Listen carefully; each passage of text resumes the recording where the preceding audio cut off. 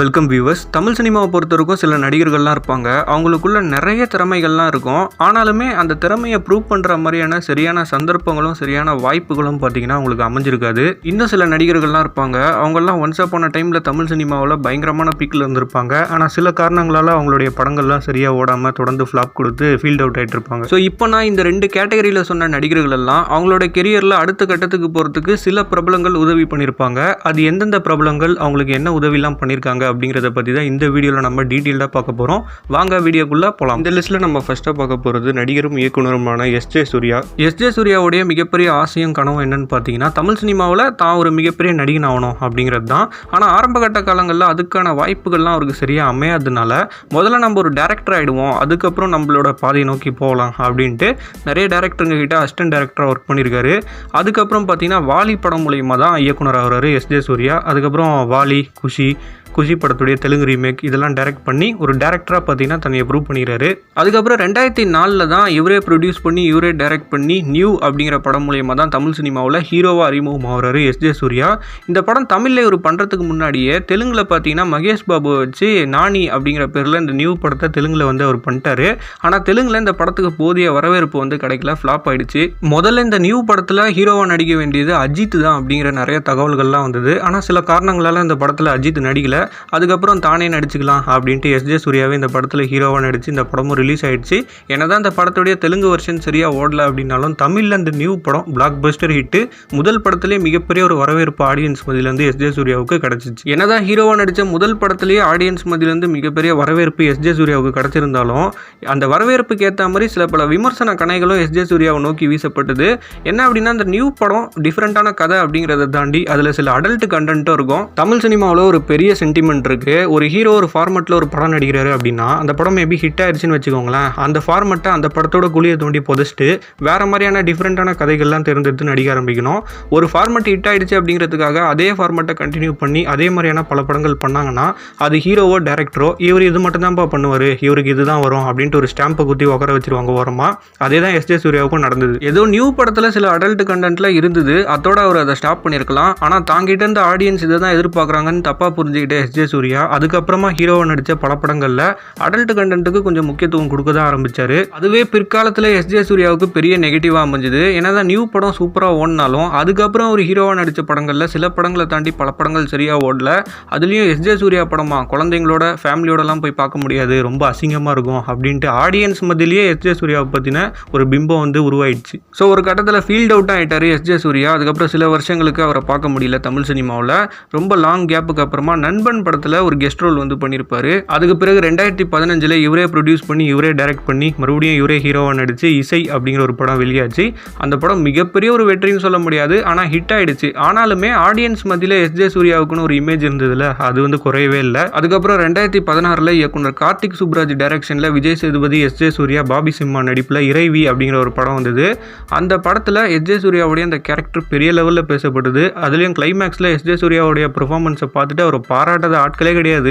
இந்த மனுஷனை பற்றி நம்ம என்னென்னலாம் நினச்சிட்டு இருந்தோம், இவருக்குள்ள இப்படிப்பட்ட ஒரு நடிகனா அப்படின்ட்டு பாராட்டி தள்ளிட்டாங்க எஸ்.ஜே. சூர்யாவை. இந்த ஒரே ஒரு படம் தான் எஸ்.ஜே. சூர்யாவுடைய கெரியரே வேற மாதிரி மாறிடுச்சு அப்படின்னே சொல்லலாம்.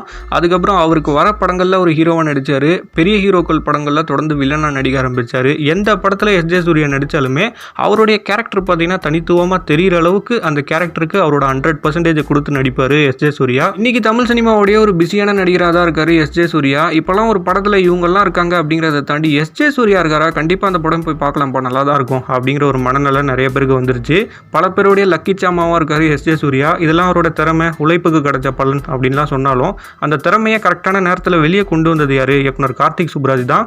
ஏன்னா இறைவிங்கிற ஒரு படம் இல்லைன்னா இன்னைக்கு நம்ம பார்க்குற அந்த சக்ஸஸ்ஃபுல்லான எஸ்.ஜே. சூர்யாவை பார்த்துருக்க முடியுமா அப்படிங்கிறதுல ஒரு மிகப்பெரிய டவுட் தான். அவர் மேலே இருந்த அந்த நெகட்டிவ் ஷேட்லாம் போயிட்டு இன்னைக்கு மக்கள்கிட்ட எஸ்.ஜே. சூர்யாவை பற்றி கேட்டிங்கன்னா செம்ம நடிகர்ப்பா, வேற லெவல் பெர்ஃபார்மர் அப்படின்னு தான் சொல்லுவாங்க. All credits goes to Karthik Subraj. இந்த லிஸ்ட்டில் நம்ம அடுத்ததாக பார்க்க போகிறது நடிகர் பசுபதி.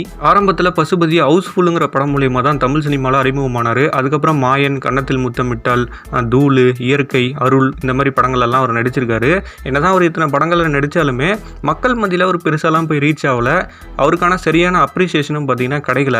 இவர் வந்து நிறைய படங்களில் 2ஆம் கட்ட ரவுடியாக வருவார், சின்ன சின்ன ரோல்லாம் பண்ணிட்டு இருக்காரு அப்படிங்கிற லெவலில் தான் இருந்ததே தவிர இவர் தான் பசுபதி, இவர் வந்து நல்ல நடிகர் அப்படிங்கிற புகழாரம்லாம் அப்படிங்கிறதுலாம் அவருக்கு கிடைக்கல. இப்படி போயிட்டு இருந்த பசுபதியோட கெரியரை டோட்டலாக மாற்றி அமைச்ச படம் அப்படின்னா 2003 கமல் அவர்களே தயாரித்து இயக்கி நடித்த விரும்பாண்டி படம் தான். ஏன்னா அந்த படத்தில் மெயின் வில்லனா கொத்தால தேவர் அப்படிங்கிற கேரக்டரில் நடிச்சிருப்பாரு பசுபதி. ஏன்னா தமிழ் சினிமாவில் கமல் எவ்வளோ பெரிய ஒரு ஜாம்பவான் பர்ஃபார்மர் அப்படிங்கிறது எல்லாருக்குமே தெரியும். அவருக்கு அகைன்ஸ்டாக ஒரு வில்லத்தனம் பண்ணும்போது அதில் கொஞ்சம் கூட பிசுறு தட்டாமல் செம்மையாக பின்னிருப்பாப்புல பசுபதி. அந்த கேரக்டராகவே வாழ்ந்திருப்பாரு. படத்தில் நிறையா சீன்ஸில் பார்த்தீங்கன்னா 2 பேருக்கும் காம்பினேஷன் ஷாட்ஸ் இருக்கும். அதில் சில சீன்ஸ்லாம் கமலுக்கே டஃப் கொடுக்குற அளவுக்கு அவரோட ஆக்டிங் இருக்கும். இந்த விரும்பாண்டி படத்தில் தான் பசுபதிக்கு மிகப்பெரிய ஒரு வியூ பாயிண்டே கிடைச்சிது. இவருடைய கொத்தால தேவர் கேரக்டர் பெரிய லெவலில் பேசப்பட்டது. நிறைய பாராட்டுகளும் அவருக்கு கிடைச்சிது. இந்த விரும்பாண்டி படத்துக்கு அப்புறமா பசுபதி வில்லனா நடிக்கிற படத்துலேயும் மெயின் வில்லன் கேரக்டர் அவருக்கு கிடைச்சிது. கேரக்டர் ஆர்டிஸ்டாக நடிக்கிற படத்துலேயும் முக்கியமான ஒரு கேரக்டர் கிடைச்சிது. இன்னைக்கும் தமிழ் சினிமாவில் ஒரு சிறந்த குணச்சித்திர நடிகராக பசுபதி இருந்துட்டு தான் இருக்காரு. என்னதான் நடிகர் பசுபதிக்குள்ளே இவ்வளோ திறமைகள் இருந்தாலும் அதை கண்டுகிட்டு கரெக்டான நேரத்தில் அந்த திறமையை வெளியே கொண்டு வந்தது உலகநாயகன் கமல் அவர்கள் தான். அதனாலே என்னமோ கமல் அவர்கள் மேலே தனி மரியாதையே இருக்குது பசுபதிக்கு. இந்த லிஸ்ட்டில் நம்ம அடுத்ததாக பார்க்க போகிறது நடிகர் சிவகார்த்திகேயன். இன்னைக்கு தமிழ் சினிமாவில் இருக்கிற டாப் 10 நடிகர்களில் ஒருத்தராக இருக்காரு சிவகார்த்திகேயன். நம்ம எல்லாருக்குமே தெரியும் சிவகார்த்திகேயன் அவரோட கெரியரை விஜய் டிவிலேருந்து தான் ஆரம்பிச்சாரு அப்படின்ட்டு. விஜய் டிவியில் மிமிக்ரி பண்ணி ஆங்கரிங் பண்ணி ரொம்ப நாள் விஜய் டிவிலே டிராவல் பண்ணிட்டு அதுக்கப்புறமா தான் சினிமா துறையில் நுழையிறாரு சிவகார்த்திகேயன். இன்னைக்கு ஒரு சக்ஸஸ்ஃபுல்லான ஹீரோவாக தமிழ் சினிமாவில் சிவகார்த்திகேயன் இருக்கிறதுக்கு அவரோட திறமை முயற்சி இதெல்லாம் ஒரு பக்கம் காரணமாக இருந்தாலும் நடிகர் தனுஷும் மிகப்பெரிய காரணம் அப்படிங்கிறத மறுக்கவே முடியாது. சில பேர் சொல்லுவாங்க தனுஷ் ஒன்றும் சிவகார்த்திகேயனுக்கு லைஃப் கொடுக்கல, சான்ஸ் கொடுக்கல. தனுஷ் கூட சேர்ந்து படம் பண்ணுறதுக்கு முன்னாடியே தமிழ் சினிமாவில் மெரினா படம் மூலிமா சிவகார்த்திகேயன் அறிமுகமாயிட்டாரு. இன்னைக்கு அந்த ஸ்டேஜில் சிவகார்த்திகேயன் இருக்காருன்னா அதுக்கு காரணம் அவரோட டேலண்ட் தான் அப்படின்ட்டு. சிவகார்த்திகேயன் கிட்ட டேலண்ட் இருக்கு, ஆனால் சிவகார்த்திகேயன் கிட்ட மட்டும்தான் டேலண்ட் இருக்குன்னுலாம் சொல்லிட முடியாது. நிறைய டேலண்ட்டை தனக்குள்ளே வச்சுக்கிட்டு சரியான அப்ரிசியேஷன் கிடைக்காத நடிகர்களும் தமிழ் சினிமாவில் நிறைய பேர் இருக்காங்க.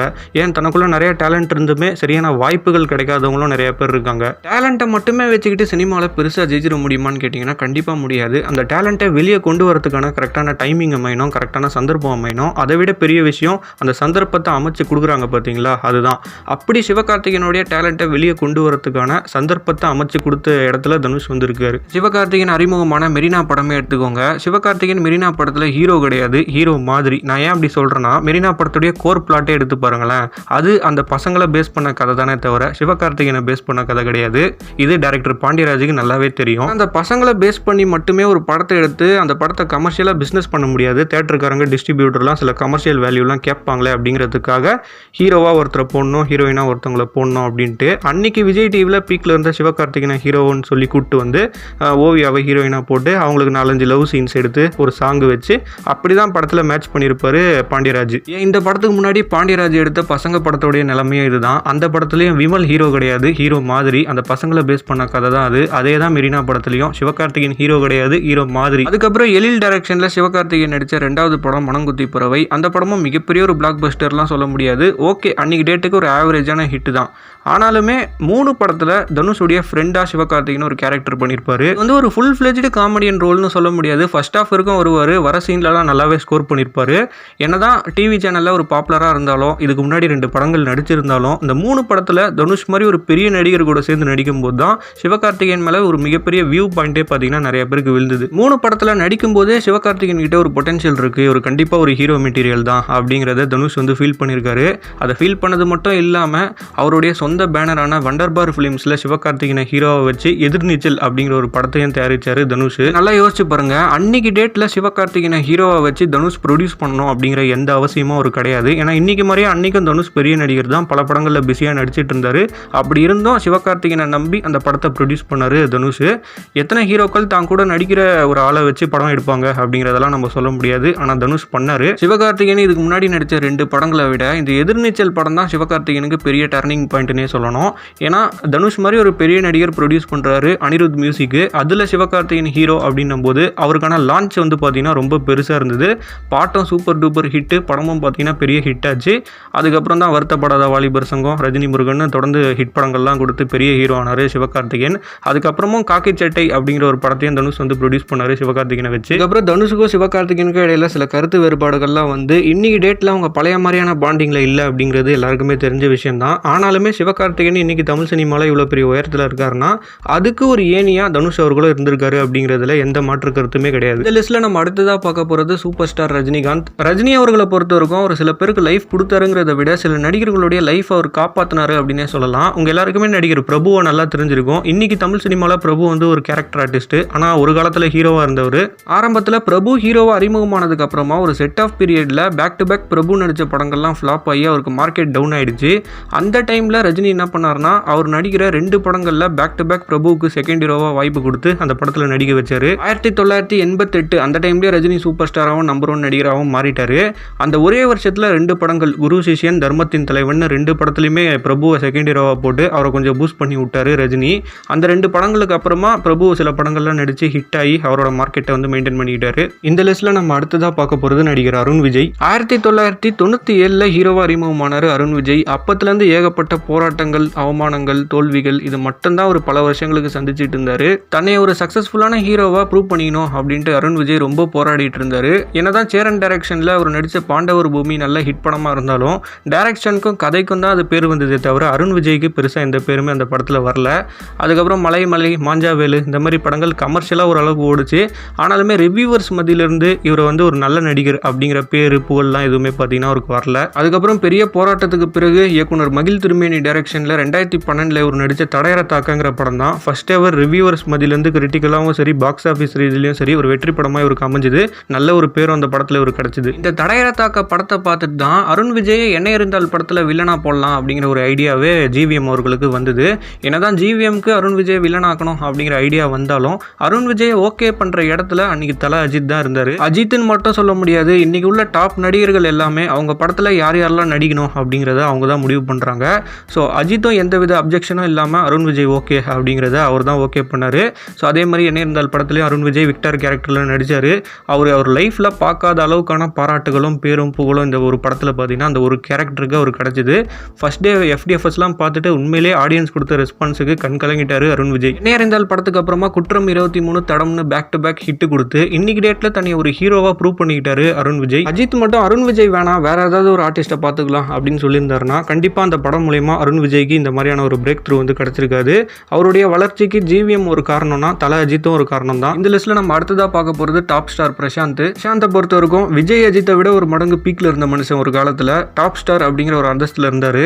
அதுக்கப்புறமா காலமாற்றம் அவரோட பர்சனல் லைஃப்ல ஏற்பட்ட சில பிரச்சனைகள் காரணமா அவர் நடிச்ச படங்களும் தொடர்ந்து ஃபிளாப் ஆயிடுச்சு. சினிமாலேருந்தே கொஞ்சம் பிரேக் எடுக்கிற அளவுக்கான ஒரு சிச்சுவேஷனுக்கு போயிட்டாரு. அவரோட சினிமா மார்க்கெட்டும் டவுன் ஆயிடுச்சு. சில வருஷங்கள் கேப்புக்கு அப்புறமா பொன்னர் சங்கர் அப்படிங்கிற ஒரு ஹிஸ்டாரிக்கல் படத்துல நடிச்சாரு. அந்த படமா அவருக்கு பெருசா கை கொடுக்கல. அதுக்கப்புறம் மம்பட்டியான்ங்கிற ஒரு படத்தை அவங்க அப்பா நடிச்ச படத்தையே ரீமேக் பண்ணி நடிச்சாரு. அதுவும் அவருக்கு கை கொடுக்கல. அதுக்கப்புறம் தெலுங்குல அல்லு அர்ஜுன் நடிச்ச ஒரு படத்தை ரீமேக் ரைட்ஸ் வாங்கி சாகசம் அப்படிங்கிற பேர்ல நடிச்சாரு. அந்த படமும் பார்த்தீங்கன்னா சரியா ஓடல.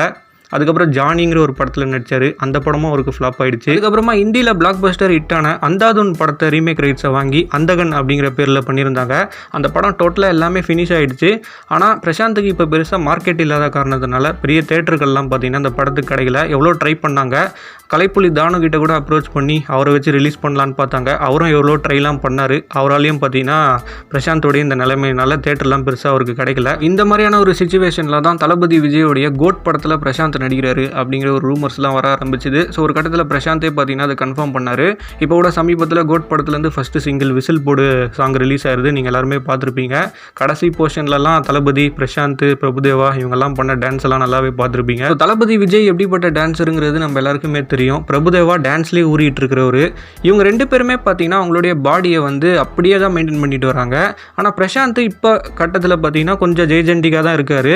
இவங்களுக்கு ஈக்குவல் கொடுத்து அவரால் ஆட முடியுமா அப்படின்னு நிறைய கேள்விகள்லாம் நிறைய பேருக்கு இருந்திருக்கும். ஆனால் அந்த பாட்டில் ஒரு ஆடினாரு பாருங்க டான்ஸு, அவங்களுக்கே ஈக்குவல் கொடுக்குற அளவுக்கு தான் ஆடிந்தாரு. தளபதியும் பிரபுதேவாவும் ஸ்டெப்ஸில் ஃபோக்கஸ் பண்ணாங்க அப்படின்னா ஸ்டெப்ஸோட சேர்த்து பிரசாந்த் வந்து கேமராலேயும் நல்லாவே ஃபோக்கஸ் பண்ணார்.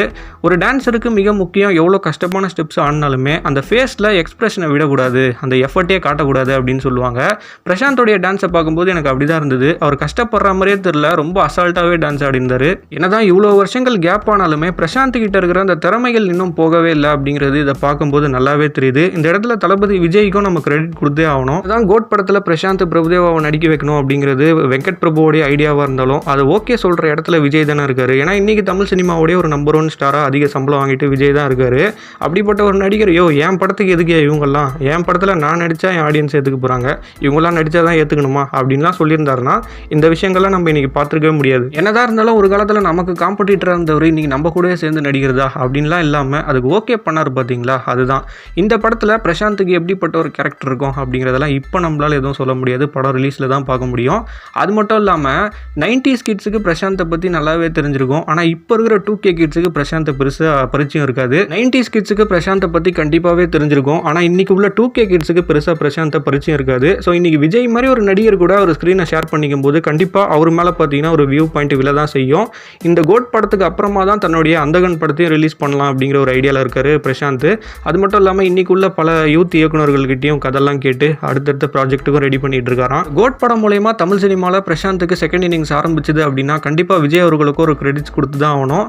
என்ன கொஞ்சம் பாடி தான் ஜெஜென்டிக்காக வச்சிருக்காரு பிரசாந்த். ஜிம்முக்கெல்லாம் போய் நல்லா ஒர்க் அவுட் பண்ணி எப்படி மாநாடுக்கு முன்னாடி மாநாடுக்கு அப்புறம்ட்டு சிம்பு வந்து நின்னாரோ அந்த மாதிரி பிரசாந்தாக வந்தாருன்னா கண்டிப்பாக நல்லா தான் இருக்கும். ஸோ வெயிட் பண்ணி பார்க்கலாம் என்ன நடக்குது அப்படிங்கிறத பற்றி. இந்த வீடியோ பற்றி நீங்கள் என்ன நினைக்கிறீங்க, உங்களுடைய கருத்துக்களை என் கூட ஷேர் பண்ணுங்கள். இந்த வீடியோ பிடிச்சிருந்தா லைக் பண்ணுங்கள், ஷேர் பண்ணுங்கள், மறக்காமல் சேனலுக்கு சப்ஸ்கிரைப் பண்ணுங்கள். இதே மாதிரி இன்னொரு வீடியோவில் வந்து சந்திக்கிறேன். தேங்க்ஸ் ஃபார் வாட்சிங்.